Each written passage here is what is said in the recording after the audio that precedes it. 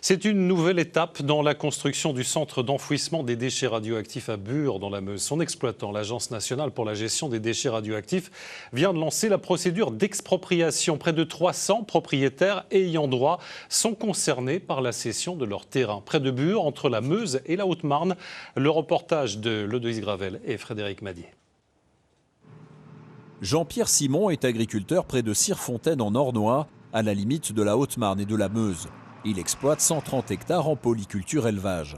Ces champs sont situés à proximité du site retenu pour accueillir le projet Cigéo. Début mars, il a reçu ce dossier de plusieurs dizaines de pages, lui présentant une emprise d'environ 2 hectares sur ses terrains. Aujourd'hui, je ne pensais que marginalement être impacté de quelques mètres carrés ou quelques arts en bordure de mes parcelles. Mais en fait, il n'en est rien. Les dossiers, donc c'est ce qui s'est sorti dans ces dossiers.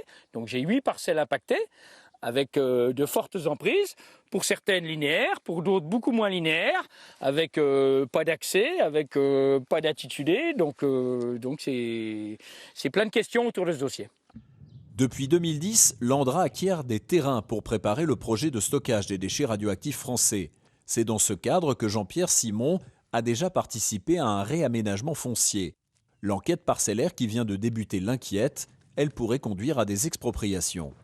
Et aujourd'hui, dans ce dossier-là, vous voyez qu'on me rogne à l'extrémité, on me rogne encore dans ce triangle-là, donc vous voyez ce qui me reste au milieu, sachant que là, il y a un bois, un fossé, là, il y a le chemin de fer, et après là, il y a un champignon qui pousse.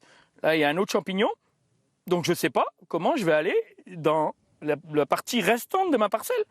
Face à cette situation, les opposants au projet Cigéo ont convié les agriculteurs à une réunion publique ce mercredi soir à 20h à Mandran-Barrois. Une occasion de partager les informations sur de futures expropriations. Quand vous êtes paysan, que vous êtes juste propriétaire de quelques terres et locataire des autres, vous n'avez l'information que sur les terres dont vous êtes propriétaire. Il faut aller chercher pendant un laps de temps assez court à la mairie toutes les informations pour comprendre l'impact global que ce projet, que ces expropriations vont avoir sur vos terres, sur votre bois, sur vos villages. Le projet, qui fait l'objet d'une enquête parcellaire, concerne 300 propriétaires et 40 exploitations agricoles pour une surface cumulée d'environ 100 hectares.